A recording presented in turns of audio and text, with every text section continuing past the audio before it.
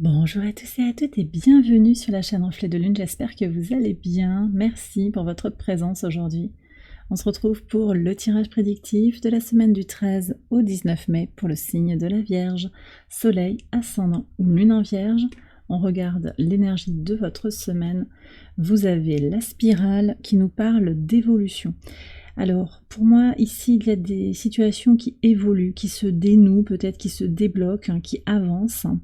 Et puis, vous allez aussi, sur le plan personnel, sur le plan intérieur, évoluer, grandir, renaître comme un phénix de vos cendres. Il y a vraiment cette idée de changer, de vous transformer, de grandir, d'évoluer sur un nouveau cycle d'expérience. Voilà ce que je lis ici. On va regarder le message du tarot en lien avec la Lune qui forme son premier quartier ici sur le mercredi 15. La Lune sera en Lion et le Soleil sera en Taureau. Regardons le message. Alors le 4 de denier. 4 de denier qui nous parle de stabilité, de concrétisation, d'un besoin de protéger quelque chose, d'un besoin de conserver un statu quo. Alors c'est intéressant parce que ce premier quartier de lune, il envoie un message en lien avec un nouveau départ, une possibilité de s'offrir un nouveau départ, de réessayer, de donner une chance de plus, de s'autoriser à refaire quelque chose, à repartir de zéro. Ça peut être sur le plan d'un projet, ça peut être sur le plan relationnel. Ici, moi, j'ai plutôt le sentiment que vous êtes dans des énergies de je continue sur mon cap, je vais pas me poser 10 milliards de questions. On a Mercure, le maître de votre signe, qui entre en Taureau sur le mercredi. Vous allez être positivement impacté, bien entendu, par ce transit qui apporte son énergie de praticité. Mercure en Taureau accroît notre capacité à prendre des décisions pratiques. Est-ce que c'est pratique pour vous de repartir de zéro? Peut-être pas. Par rapport à un projet. Peut-être que ça ne vous parle pas, ce message d'ailleurs, mais est-ce que c'est utile? Est-ce qu'il y a besoin de chercher midi à 14h par rapport à votre situation? Peut-être pas.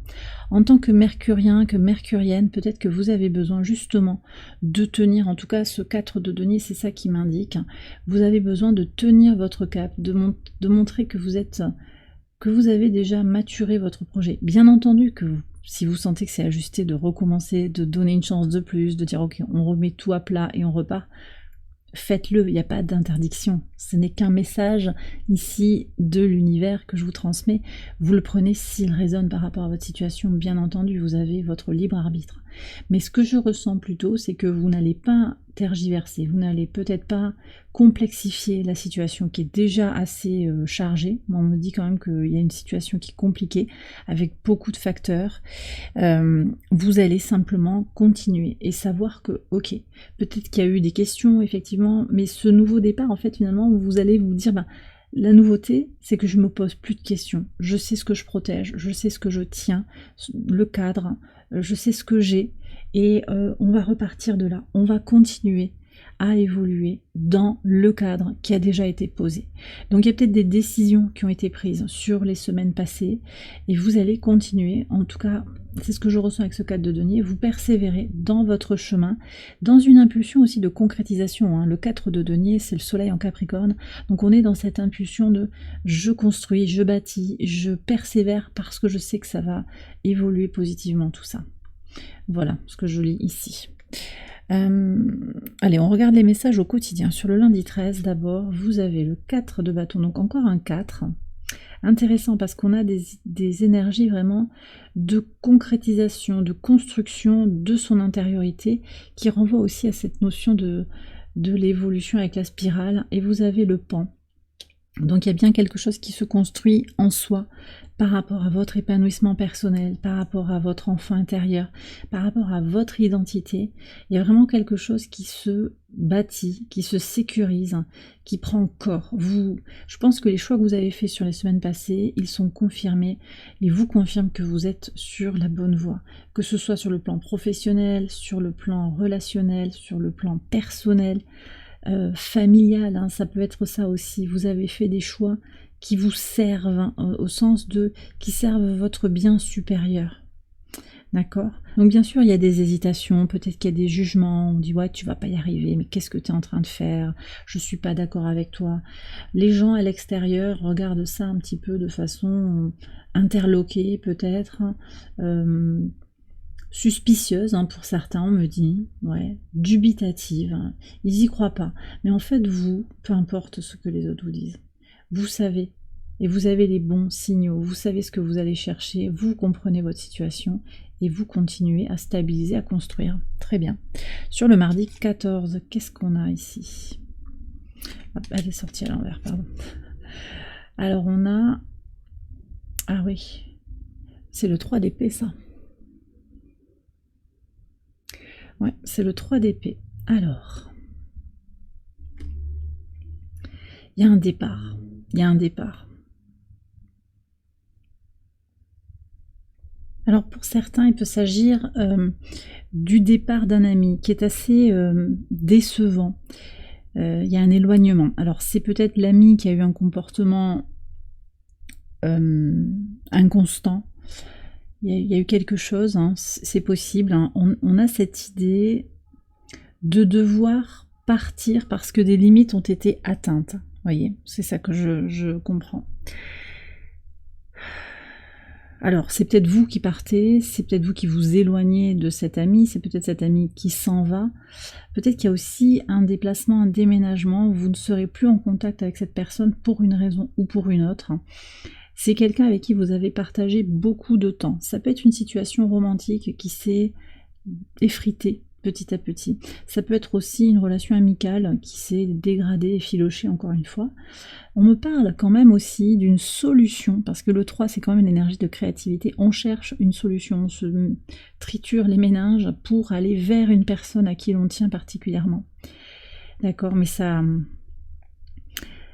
questionne beaucoup. Alors je vous ai dit que vous ne vous posiez pas trop de questions autour du carré lune-soleil, mais là, peut-être qu'il y a certains d'entre vous qui allaient chercher des solutions, ou bien un ami aussi qui essaye de se rapprocher de vous, qui essaye de voir comment il ou elle va pouvoir venir vous voir, avec une excuse, avec une bonne raison. Et ça, il faut voir comment ça va évoluer. On verra s'il y a d'autres messages aussi dans la semaine. En tout cas, ce sont des énergies qui font bouger les choses. Et je comprends aussi pourquoi vous avez le 4 de denier sur ce moment de premier quartier de lune, là, parce que ce sera pas trop le moment de tout remettre en question, puisqu'il peut y avoir quelque chose qui fait bouger fort, qui met dans le doute aussi. Le 3 d'épée, c'est quand même aussi une notion de il y a un potentiel de se faire mal au cœur, de se faire mal au mental, et donc on a peut-être peur aussi d'avancer.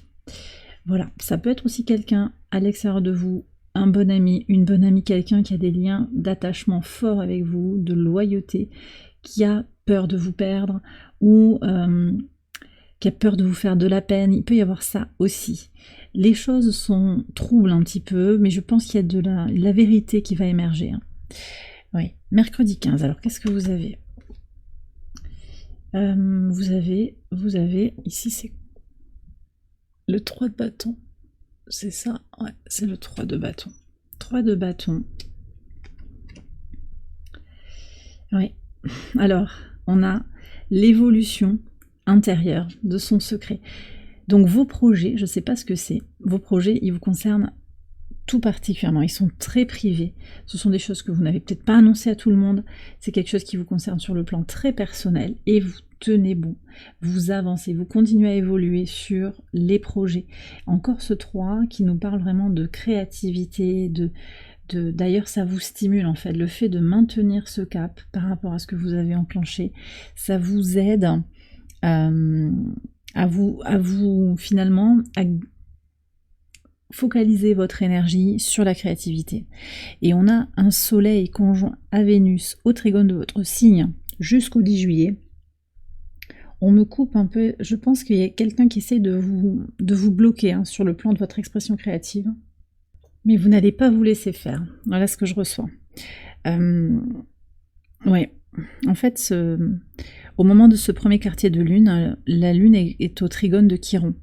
Et elle est vraiment dans des énergies de guérison. Vous guérissez de votre passé, vous guérissez des questions qui se sont posées. Vous libérez certaines blessures qui vont être différentes en fonction de chaque individu. Et Cette lune, elle est au carré du Soleil, de Jupiter, de Vénus et d'Uranus, qui sont conjoints en fin Taureau. Ça, c'est un amas planétaire qui est très puissant pour s'autoriser à aller vers son désir de changement, d'expansion. Vous avez rongé votre frein pour certains depuis longtemps et vous avez envie d'avancer. Et on voit que vous allez vers cette énergie de création de votre chemin intérieur. D'accord? Ça peut se manifester à l'extérieur, ce 3 de bâton, il est très conquérant, mais c'est un 3, vous voyez, il sème aussi quelque chose pour l'avenir. C'est pas juste pour soi. Vous construisez quelque chose pour l'avenir, pour vous, mais aussi pour les autres. Voilà ce que je lis. Donc vous tenez bon, effectivement, sur vos projets, il n'y a pas forcément de remise en question, et vous continuez d'avancer avec une certitude renouvelée, vraiment une sécurité intérieure renouvelée. Sur le pivot de semaine, sur le jeudi 16. Alors ici, on a le 8 de denier. Ça, c'est vous, hein. Soleil en Vierge. Soleil en Vierge et la croix. Le 8 de denier et la croix. Intéressant. Alors ici, on me parle de votre énergie de travail, votre capacité à œuvrer pour le collectif, à œuvrer peut-être pour votre job, pour votre entreprise si vous êtes actif. C'est l'énergie que vous mettez à faire les choses comme il faut. Alors, on me parle ici d'une épreuve, d'une étape dans votre vie, de quelque chose qui est à la fois un poids, mais aussi une bénédiction.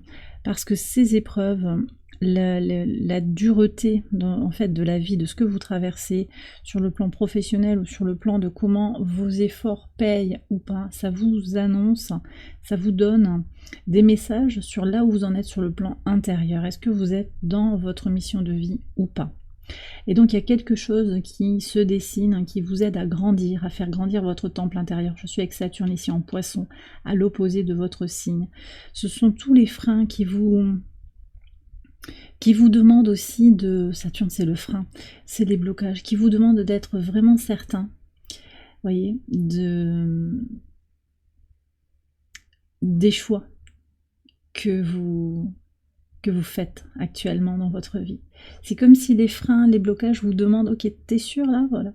Ça teste un petit peu votre détermination et du coup aussi la validité des choix que vous avez envie de faire. On n'est pas sur quelque chose d'éparpillé, de soudain, non, il y a cette énergie de, ok, j'y vais, je sais que c'est bon, je sais maintenant, je sais où j'en suis, je comprends. J'ose sortir de ma zone de confort aussi, mais je prends pas des risques inconsidérés, je sais aussi où je vais. Et ça, c'est une belle force d'évolution qui est aussi en lien avec cette persévérance qu'on avait avec le 4 de denier par rapport à ce que vous avez initié sur les semaines ou les mois passés. On me parle aussi d'un duo, ici, où il y en a un qui ne voit pas l'autre.